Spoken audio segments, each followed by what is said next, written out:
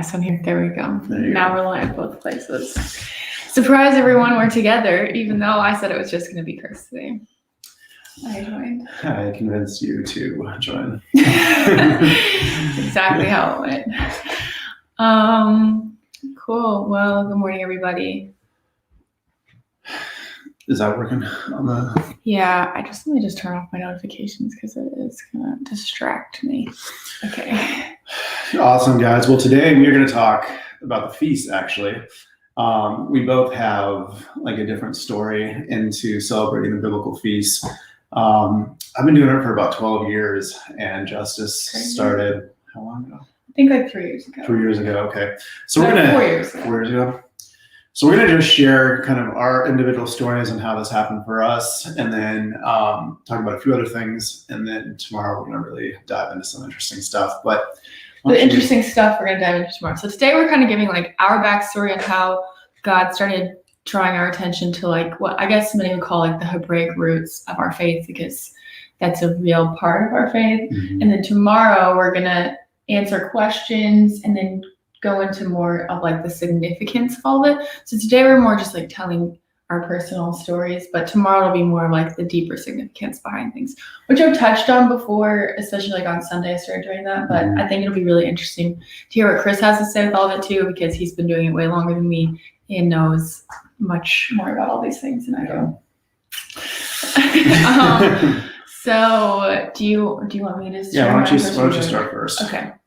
My story is shorter and easier. So, about 3 or 4 years ago, I was just reading through the Old Testament again, and I got to probably like Passover because it's the first biblical feast, and I was reading about it, and then I was reading how God commanded them to keep celebrating it, and then I got to the next feast. I don't remember which one is next. I should remember this, but I got to the next one, and I was just reading them, and I felt like God just spoke to me and said, like, I want to teach you something about myself.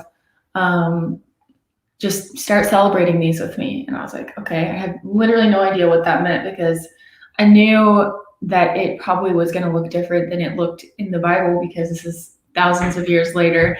But I had no idea. And then later I noticed that God actually says, these are my appointed times for my people for all time, meaning like forever. And so I was like, oh, wow, these are like still for us today. Like this is still holidays and gifts that he's given to us to help us learn about him and his heart.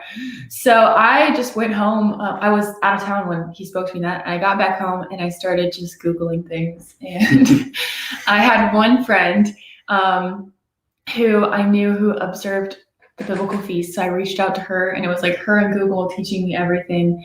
And I made it through like one cycle of feasts. So like I did it for a whole year, and I learned so much about the heart of God, and seeing like the same God who sends Jesus, seeing him in the Old Testament, which I'd never seen before, and seeing like his character still in the Old Testament. And so I knew that I had just like scratched the surface. I was like, okay, I want to do this again. So then I just started doing it every year. And so literally I had that one friend I knew of who we never see each other, and we mostly are just through social media communicate. And besides that, I didn't know anybody else who like did this.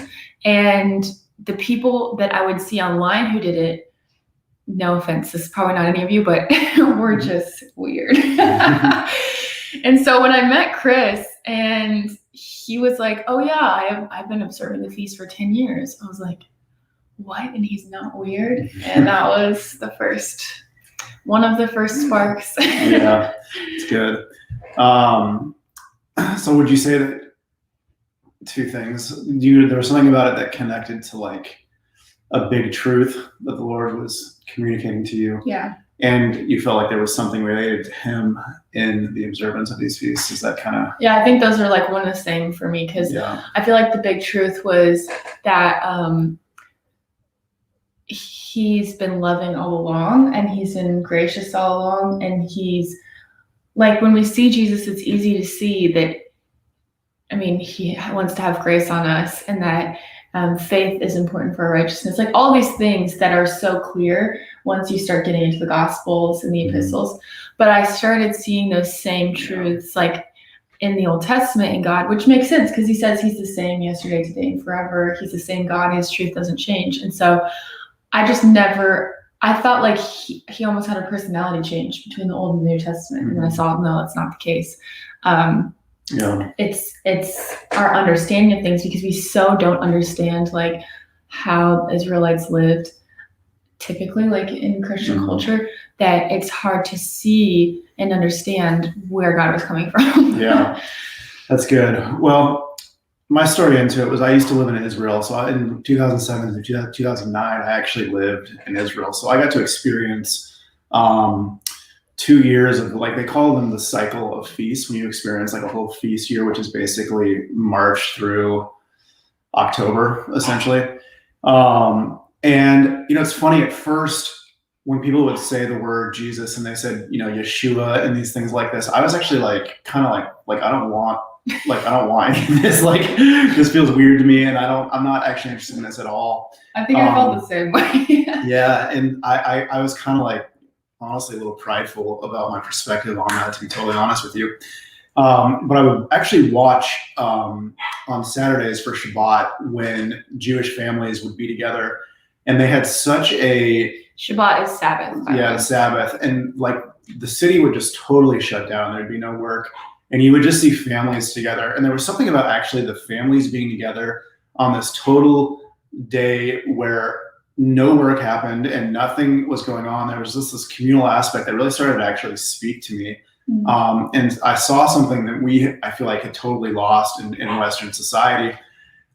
So for me, it actually kind of happened through that way. It wasn't until I would say the end of this 2-year experience, which is kind of funny. I didn't really take as much advantage of it. I was experiencing it, but my heart wasn't really connected to it until I left Israel. And then I really feel like the Lord had put it on my heart to just try to walk through him with his journey. I think for me, I feel like there were 3, if you want to call them,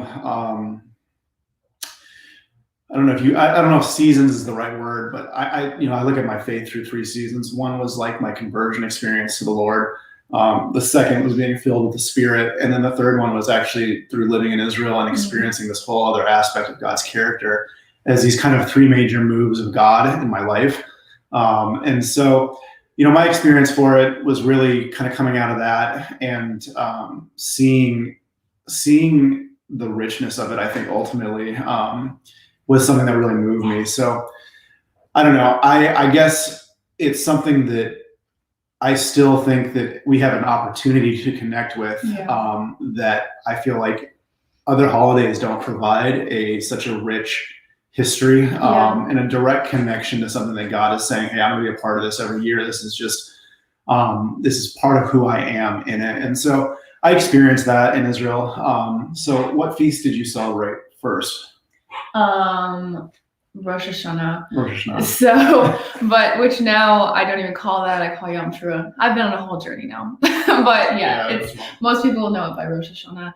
And so God started speaking to me about it in like July or August. I think it was like the end of July of like that year. And then that typically happens that year it was actually really early. It was in the end of August. And so I had like a month and some change to learn everything. And there are different ways that people, we could talk about this a little bit tomorrow, but there's different ways that people like observe the feast, even in the Christian world. Totally. Some people are more influenced by what's called rabbinical Judaism, which is not, if you've ever like watched somebody have like a Passover Seder, for example, or for Rosh Hashanah or any of the feasts, you'll see that there's a lot of things that like if you read your Bible are not there. And I always wondered, where do those come from? And I found out that there is an added part of holy books that Jewish people have added throughout time. Their rabbis have added, and it's called rabbinical Judaism. And that's probably most of the Jews around the world today. So these are added things. And personally, I don't really like those things. Don't have a lot of significance to me. Because they're just tradition versus being biblical, which I don't think there's anything innately wrong with a lot of the things. It's just not. Yeah, I find that most Christians that are on this path are on it because they want the Lord has been speaking to them about something, and they want like a deeper level of just like truth, you know. Yeah. And so when you get down that path and you realize that a lot of even what Orthodox Judaism is celebrating is rabbinical tradition and not actual like Biblical truth, you know, so that's kind of one of the things that tends to happen on that. So what's your favorite feast? Okay, I think it's Sukkot. Yeah. Sukkot is also just like very fun because you the build Feast a of little Tabernacles dwelling in your yard and you Yeah. eat outside, and I think it'll also be like a really fun one once we start having kids and everything, because I feel like kids would love that. Like you're building like a little fort in the backyard that you basically live in for a week. Yeah. But it's also really significant because Sukkot is most likely when Yeshua was born. Mhm. And so it's this really interesting, which we'll talk about all this tomorrow, but it's this really interesting prophetic picture of like, it's a celebration of when the Lord came and like tabernacled with the people of Israel. He came and dwelled with them. Mhm. And then it's the same time when God sends Yeshua to come and tabernacle with us, and now he tabernacles in our hearts. And he sent his Holy Spirit to live inside of us. So it's this really cool prophetic picture, and I think we'll get into all it tomorrow. But yeah, I don't know how much we'll talk about that tomorrow. But do you still celebrate the Western? you still celebrate Western holidays? Some of them, yeah. I really think that that's like a personal thing that you have to figure out for yourself, your convictions with the Lord. Personally, I have some problems with the holiday that I think I have the most issues with, convictions wise, would be Easter, because it's replacing Passover. So like most of the other like Western holidays aren't replacing anything. They're just like added. Like Christmas isn't replacing another holiday, even though, I mean, it's not the right timing to celebrate Yeshua's birth, but whatever. And Thanksgiving is great. I love Thanksgiving. 4th of July is awesome. I like Valentine's Day, but Easter is celebrating the God of fertility on the day. It's not even the right day. I don't know. There's just so much more richness to Passover than there is to Easter. And all of the things that we even do as Christians celebrating Easter, like little plastic eggs, are symbols of like this fertility God and everything. I don't think that means that people are like evil or wrong if they're doing this. Like if you celebrate Easter, I don't want you to feel like this is a judgment. I'm saying this is what God has kind of put on my heart about celebrating things. What about you? Yeah, I don't have like a problem with any of it. I just, for me, it was more about finding so much richness in the other that it just kind of naturally like became less interesting to me. I didn't feel a conviction about it either way. So I just kind of, one, became more connected to my heart, I guess. And so I think that's really the offering that the biblical feast gives you, is a historical root system that you can connect to, that has been being observed, that God has kind of established on the earth. If you want to call them like appointed times where you can connect with God. Yeah. And one of the things that you learn about the biblical feasts, there's 7 of them, is that they're all so crazy prophetic. They were pictures of things that were happening back then, but they point to something that's happening in the future. And so they're not like this kind of archaic thing that like, okay, we're just doing this as a memory to something that happened in the past. Although you do have some degree of always remembering that, which is cool, but it's always pointing to something in the future. So that was something that was really profound for me. I don't think that, I feel like where people get in trouble is by saying like, hey, you have to do things this way, or you have to do this. I don't feel any of that. I feel like for me, it was something that God was doing in my heart. And so it just became richer, I think, because of that reason. So I feel like for me, it was kind of a God journey that he had me on. And I think that if you can kind of keep that in mind, and if you have that spirit prompting you, or that impulse, it can be a really beautiful thing. I think that it has a way of also it can become very religious for people in a way that's not healthy. But I think that tends to be because those people live out of a religious spirit anyways. And so regardless of what they were doing, it would be that. So, I think that, it's a matter of, I think, is God doing something in your heart that's sparking that level of interest? And so, I don't know. I think for me, that's what happened. Did you receive any criticism for starting to celebrate the feast? I think a little, it's hard to remember. I think there was a little bit, but it was probably mostly because I think it's really easy, like what you were just talking about. It's really easy when God is speaking to you something to suddenly be like, why isn't anyone else doing this? And to get a little bit judgmental. And I think I did that with my family. And so they were all probably a little bit irritated because I was like, why aren't you celebrating these holidays with me? And they were like, why do you suddenly not care about Christmas as much? Why do you hate Easter? And I think I was doing it in a way that was a little bit obnoxious. So now I think it's really important what you were saying. My philosophy about this is like, it's God's job to convict people of things, and I have no idea what he's convicting somebody of or not. And so I want to we just want to make sure that each of us are honoring and faithful to what God is speaking to each of us.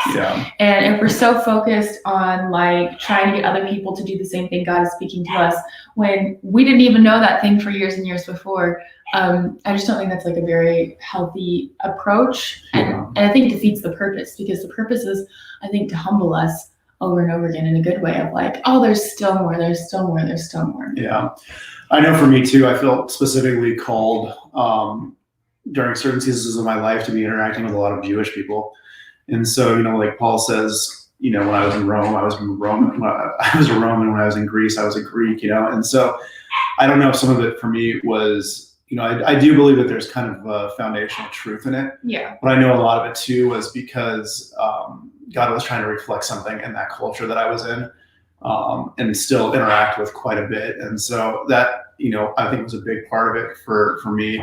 I definitely experienced some criticisms as well, when I was doing it. My parents also thought it was totally crazy at first, which is hilarious because now they're way more zealous than we even are. But I think the bottom line, it's like anything, when you feel like God has shown you something, or you have, an amazing move of the Spirit or something, people around you just aren't getting it, or that you feel like you're alone in it. That can be, it can be very easy to sit in judgment over someone or to be critical of someone. And I think that's totally always the wrong spirit, whether we're talking about this or something else, So, I think humility has to kind of be a guiding thing, and just you never really know where God has another person, and it's not our place to sit in position over someone who sees something differently. And so I think ultimately, if you kind of keep that as a heart posture, you're gonna be good. So this is our last question. What would you say to someone who is thinking about doing a feast or trying one out? Or First, I'd be very excited. I've had a lot of people reach out to me recently saying that they felt God calling them to that, and I get so excited because I know how incredibly rich it's been for my life. So I'm trying to remember, you probably have better resources than I do about this. I've been telling people to just go to a website called Nehemiah's Wall, but to specifically search on Google or your search engine, Nehemiah's Wall Sukkot or Nehemiah's Wall Rosh Hashanah, because he has a 1-page brief on here are the rabbinical traditions, here's what the Bible actually says, here's the significance of it. Yeah. Also, I'm so sorry, the dogs are losing their minds this morning. Yeah. There's actually it's kind of a cheesy site, but it's called Hebrew for Christians. And they spelled 4 with the number 4, but that's got some good introductory stuff on it. I think that I would not take yourself too seriously if you're trying to get involved into it. I think that, again, your heart is the most important thing as you engage a process like this. Sometimes people will do a few of them and decide that they don't like it. Sometimes it becomes this, it opens up this whole world to them that they just totally love. So I think people have and different interactions to it. And I think that if you just maintain a heart of, humility and that kind of posture towards the Lord, he will guide you. We'll talk about more resources and books tomorrow, but I think that's a good starting place for today. Thank you guys so much for joining. We're going to be again back tomorrow and talking about this stuff a little bit further as well.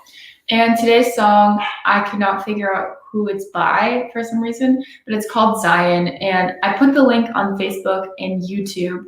I'm trying to figure out how I could do it on Instagram. Oh, you know what? I can do a slide where it has like the swipe up link. So that'll be the next slide. Will be today's song on the story. And it's really, really good. It's about Israel. It's really beautiful and it has all these beautiful like pictures in the background. So you might want to watch it too. Thanks for joining us. Thank you guys. Have a good day. Okay, let's see if I can.